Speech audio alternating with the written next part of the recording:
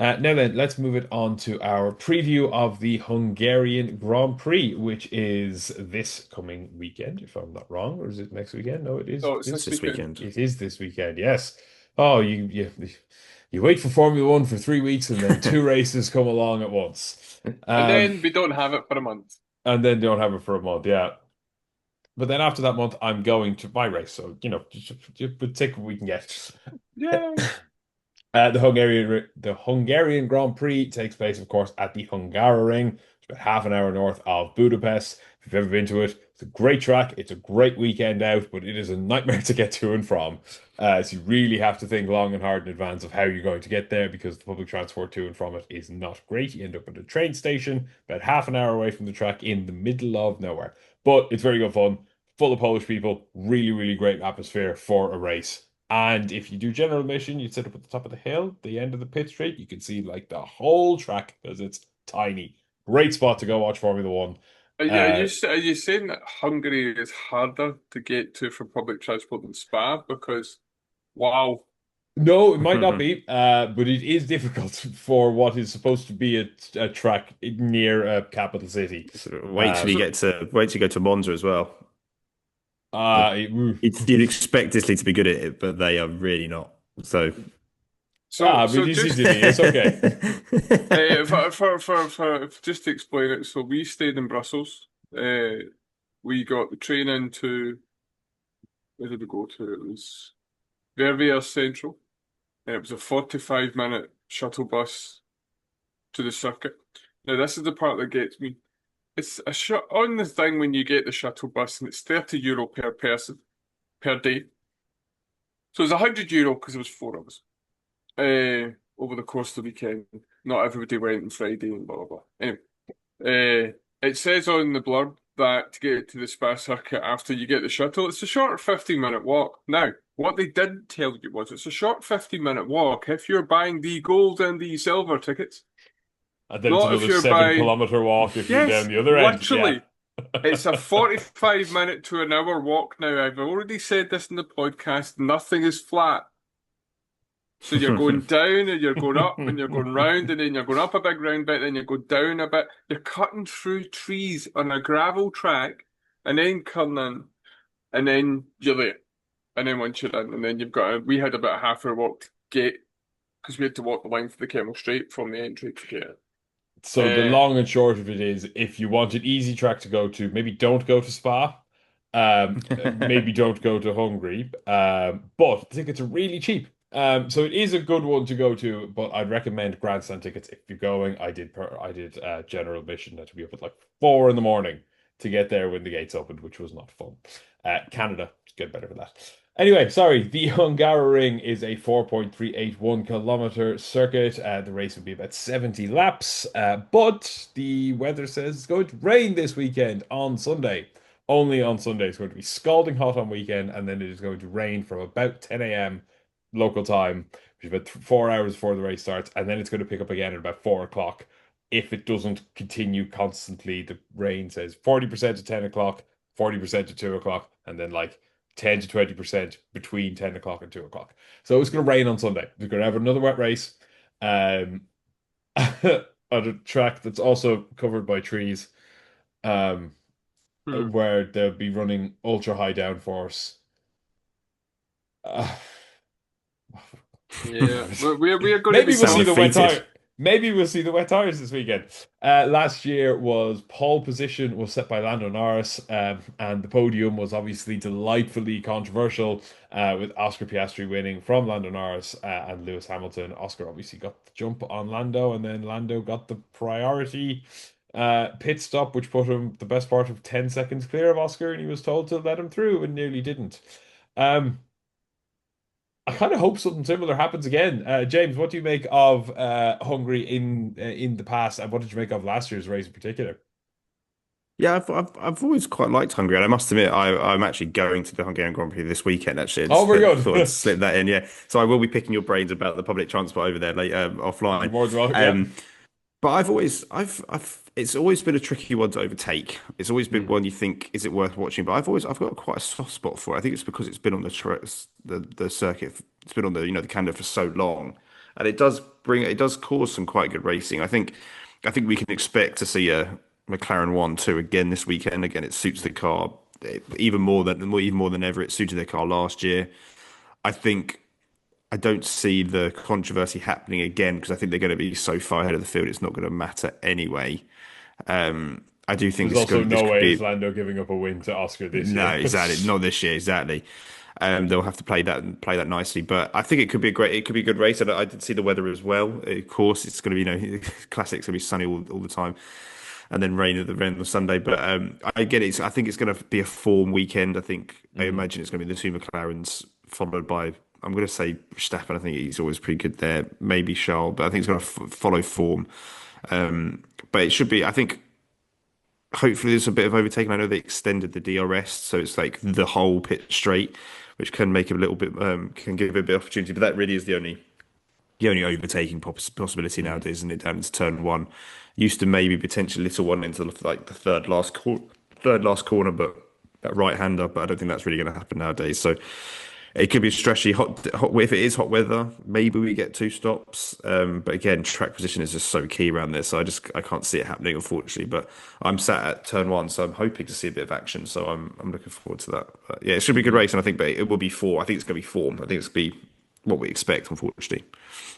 Yeah, I mean, hilariously, I think a track like Hungary would be the perfect place for Pirelli to have that step difference in the Mm, tires I think you're because right. in the same way we spoke about it after Monaco that the enforced two stops didn't really work and oh why does Formula E works because the cars are tiny. They're not. They're almost the same size as Formula One cars from about 5 or 6 years ago. They accelerate like nothing else on earth, and that's why the overtaking is so good in Formula E. Is they have different levels of battery charge, which means different levels of acceleration, and that's what the difference is on a short, tight track. A big step change in tires will give a dramatic difference in acceleration and grip coming out of a corner, whether it's the last corner, the first corner, getting down into turn three, or as you said, coming out of those of the S's at the back and up to the third last corner be great, but we might not see it, annoyingly, if it Yeah. rains. Maybe they need to start bringing like a semi-inter tire or like a hot inter and a cold inter so that there's a difference because rain just levels everything. Everyone's on the same tires all the time. Mm. Could be I interesting. yeah. But I think as also you with said, if it's hot, the inters will burn out very quickly. yeah, and it'll go dry very quickly. I think the one thing I think the tire change the tire step up could really work because it's such a tight and twisty circuit. You're going to use a lot of tires, lots of medium speed. The For tires are sure. going to be used up, so that two stop could potentially be because you'd expect if there is a big gap, you'll be able to get really close and be able to overtake into the first corner. Quite a tight hairpin, bit of lunging. It's relatively open as well, so fingers crossed. So Hmm. we may just be optimistic F1 fans. Who knows? Yeah. Well, Coops, what do you make of Hungary? I know I love it. It's never been the best for racing. There have been great races there. We've seen obviously first time winners, Jenson Button, Esteban Ocon. We've seen some excellent races there, but from a personal level, I love driving it in the game. It's really fun. It's a good, Yeah. challenging, tight and twisty circuit, and the drivers all love it as well. What do you make of it? I enjoy it. It's a nice. I've always enjoyed the racing, even though you kind of go into it thinking it's probably going to be boring. It's Monaco without the barriers, but it ends up throwing up something. You know, Bottas becoming a bowling pin was great in the first corner. Stroll doing something similar. I think it was the same incident. Yeah. Uh, Mm. Alonso and Hamilton having their battle for in that race again. There's always been something. I think there was one year that Hamilton gave Bottas the podium back because he was like, Yep, and he done in the last 2018, I think it was. Yep. in the midst of a title challenge with Vettel and stuff. So there's always interest, there's always intrigue. Verstappen doing his suspension in the formation lap at a white race, and they had 20 minutes to fix the broken suspension on the grid, uh, which they managed. So yeah, I've always enjoyed watching it. I've always looked forward to it. And rain, like you say, will do something. Mm. Talking about, what can you do when it comes to tires? Because for anyone who doesn't know, if it's declared a wet race or whatever, you start in inters, then you don't have to change tires because you don't have to use separate compounds. I think what the FIA should say is, yes, it starts as a wet race. The minute you put on slicks, you then have to use two compounds. You go back to the dry rules because it's a dry track. So if you do 15 laps but it's wet, then you go to slicks.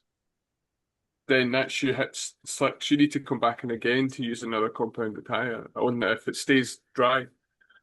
No, if it's ever wet, the enforced two compounds gets thrown out the window. No, that's what I mean. That's what I mean. He's saying They should bring it back. They should bring it back. Yeah, no, you're absolutely right. And again, I think that's a clever way to enforce strategy by kind of being dictating of it, but it doesn't feel gimmicky. Like you must stop twice. It's just is now. It's like Monaco was gimmicky because it's Monaco. And, exactly. Yeah.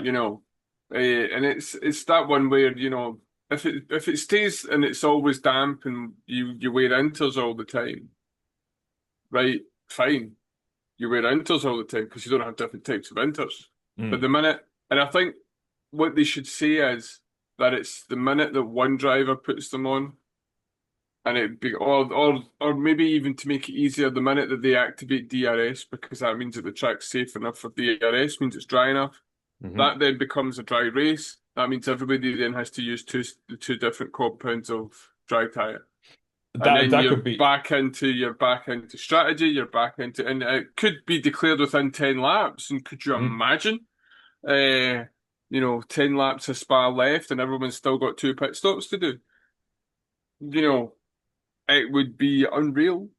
It would certainly spice things up, and I think a lot of your head strategists would be having issues. I think they would argue with the FIA not to do it.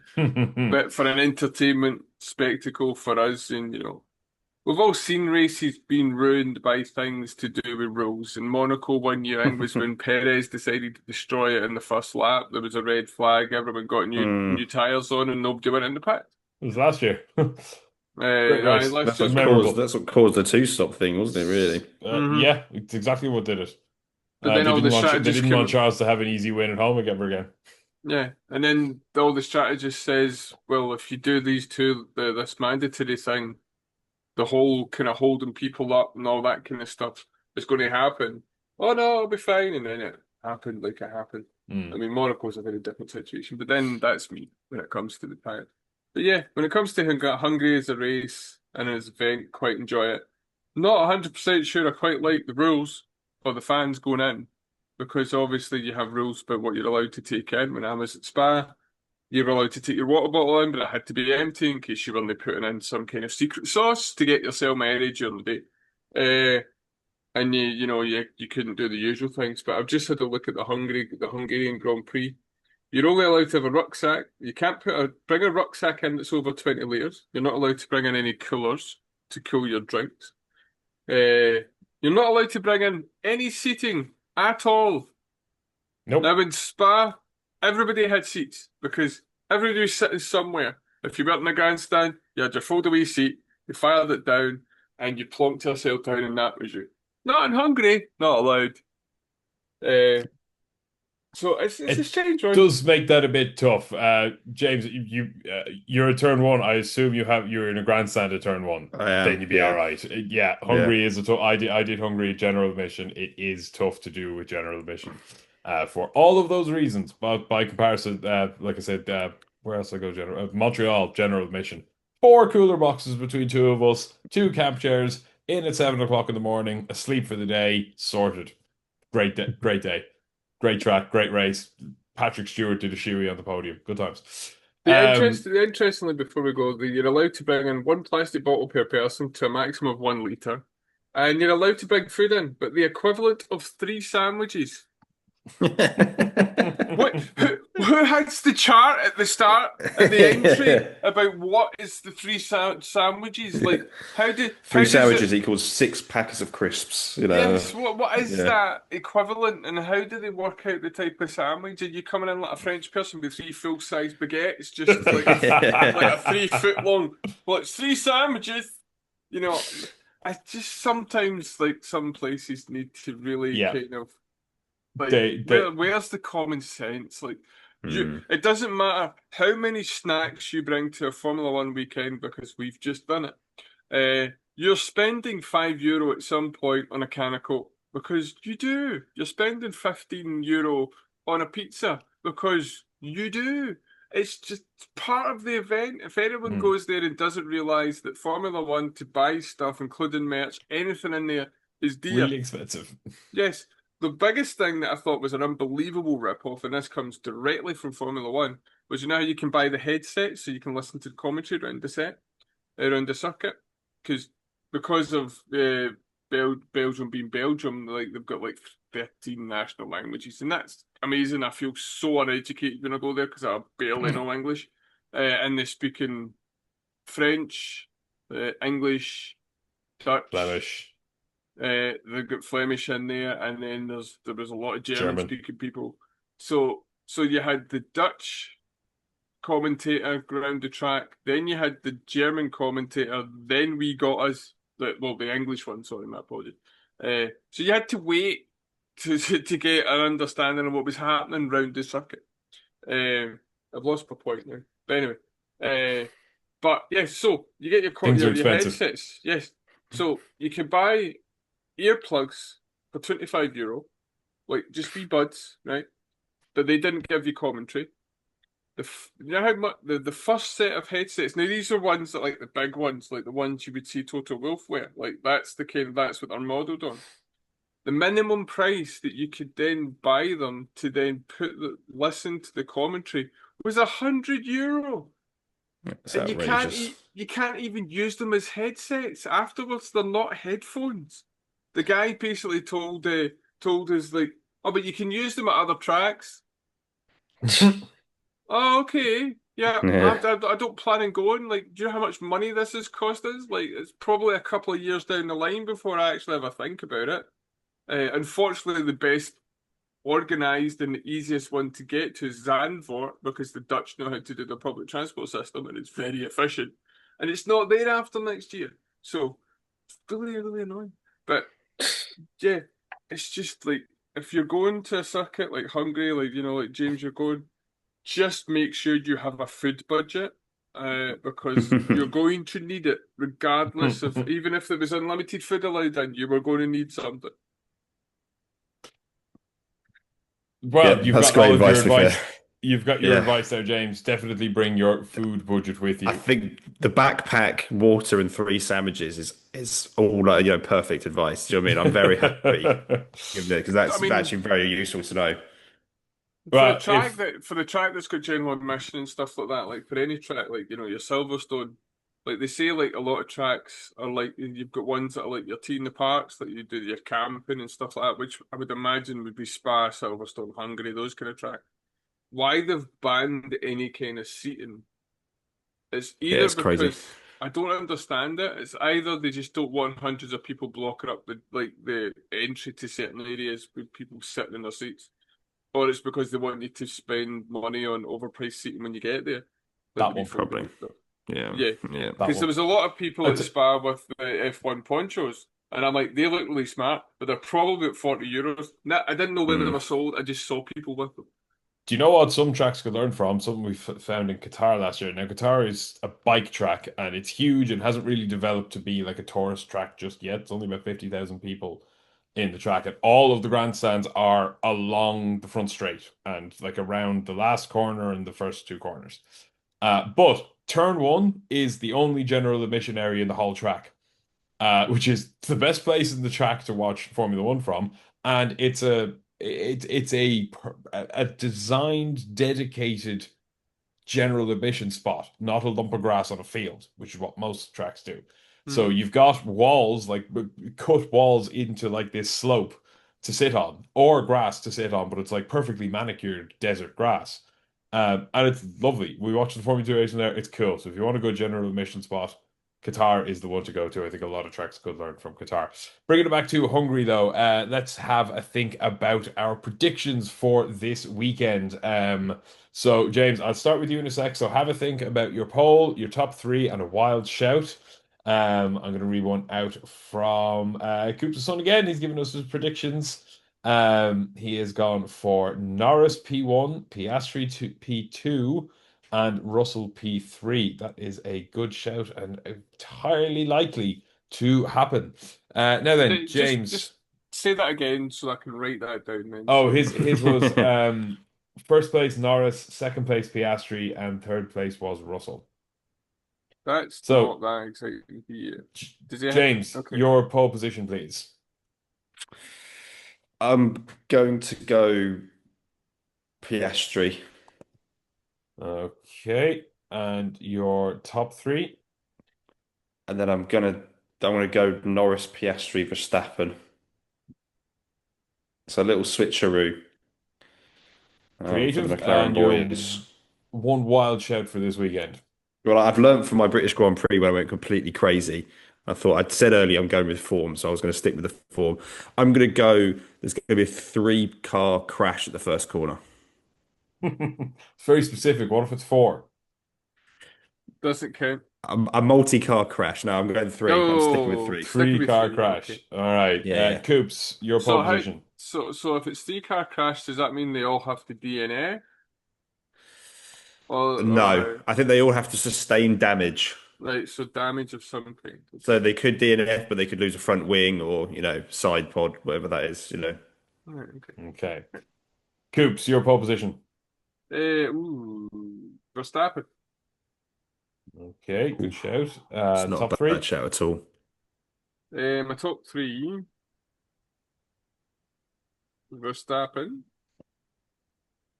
I'm going to go with Verstappen, Piastri, and I'm going to go Hamilton Ooh, Oof. interesting. because That'd I be- think that the McLarens are due like a very binary thing, like a mistake or an issue with one of them.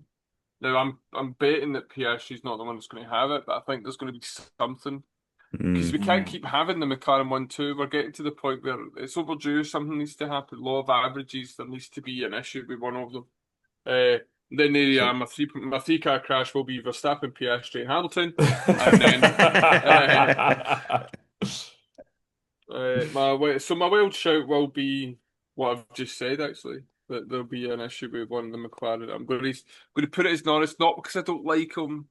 I just think one of them's So- due something. I'm just So with that. Norris will have some sort of issue, whether it's mechanical or Norris- bad qualifying or something.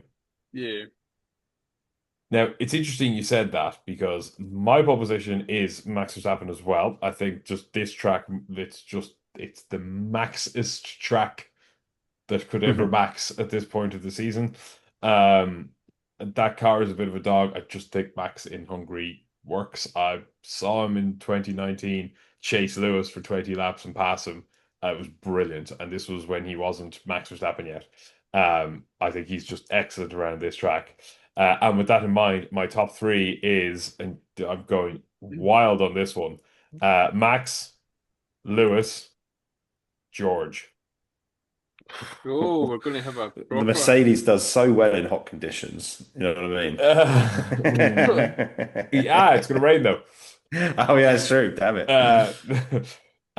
It's interesting. I had a similar thought on a wild shout that McLaren, my wild shout kind of follows my top three, is that no McLaren on the podium. So I'm claiming myself like a double victory on this one. I do think Lando will come out the better of whatever happens. So I think Lando will probably be fourth. I could see Oscar finishing like seventh or eighth. I think there's a dramatic swing in points to come in the McLarens this weekend, one way or the other. Like if one of them's fourth, the other will be 10th or out of the points or something wild like that. Hungary's the place for it to happen. Either that or it could be a really processional race and first to 20th will finish first to 20th. But with a bit of rain, that's unlikely.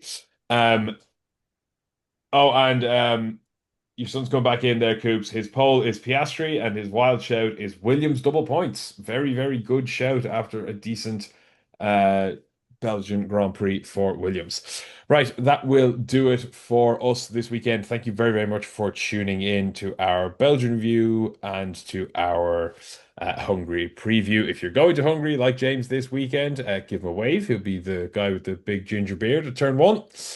Um, Decked out in and all orange as well. I'll be full orange. except your face Face. might go red if it's sunny. Yeah, true. If you are going to Hungary this As much weekend, do as much enjoy as it. I'm a McLaren fan, I think about stuff from just about everywhere that wasn't McLaren over the weekend. I bought a Mercedes hoodie, which is obscenely overpriced, but my God, it's nice. I bought a Williams jersey, and then I went and got. They have like F1 outlet stores, so you can get like Mhm. past seasons merch. And I got a Aston Martin hoodie for €60. And it's really nice. And I was stopped because there was lots of the Aston Martin t-shirts there. And I thought they're quite nice, and I don't want to buy full price because I bought one from Silverstone a couple of years ago. And within about 2 months, all the stuff started to peel off. It's the worst one. So I was like, and Mm. I bought it for full price. So I was raging. Anyway, and I went to buy it. Every single one of the t-shirts all had Lance Stroll on the back, and I was told, "You will regret it. Put it back on the shelf."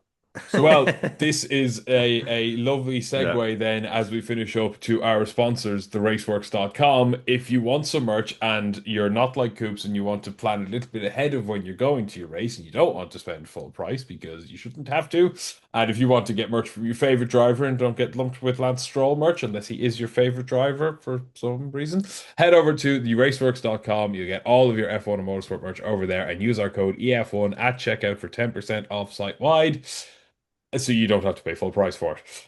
If you are going to Hungary this weekend, leave us a comment. Let us know if you enjoy it. Do enjoy it if you're going. Budapest is an awesome city, and as I said, the track a little bit awkward to get to. Awesome once you get there. It's a great little track. There's loads to do. And you can see almost all of it from almost wherever you're sitting, which is very, very cool, very unique. So enjoy it if you're going. We'll be back next week with our review of the Hungarian Grand Prix, and then it is into the summer break. So we have another few weeks off before we get to Zandvoort. So we will chat to you next week. Enjoy the Hungarian Grand Prix. Bye. bye. Bye bye.